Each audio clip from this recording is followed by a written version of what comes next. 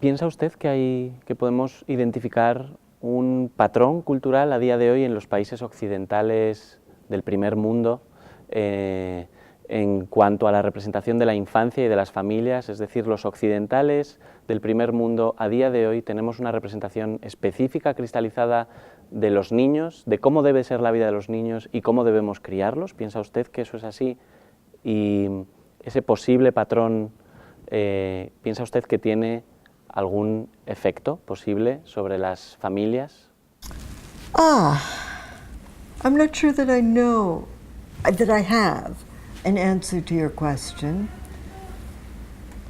As I think of what I might say, I suspect I'm going to give you an American answer and not a European answer, nor a Spanish answer. And maybe that is the answer, that all of our Western cultures are changing rapidly, are becoming very urbanized, are moving away from providing the means of our own life to a, well, you say globalization, but a moving of the production of food and the basics of our lives into other people's hands. And so we are specialists, we are expected to change rapidly. And I think, at least I will speak from an American perspective, we imagine that our children may have a different future than we have had.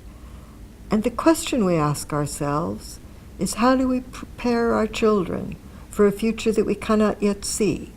And I think that's very different from life even 100 years ago, when generation to generation we thought we knew what the future would look like.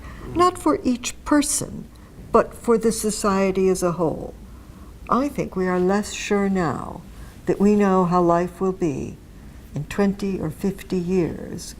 We even talk about living on other planets. I think we do not feel confident that we know what the future will bring.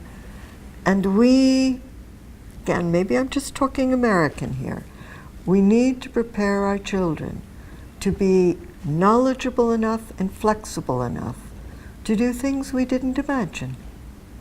Doctora Crittenden, muchas gracias por acompañarme esta tarde y por pasar estos días con nosotros en Madrid compartiendo una pequeña parte de su sabiduría, de su saber hacer y de su modelo, que es un modelo tremendamente rico, tanto para la comprensión de los problemas que acontecen sobre los niños pequeños en las familias que viven en adversidad, como para el tratamiento de esos mismos problemas.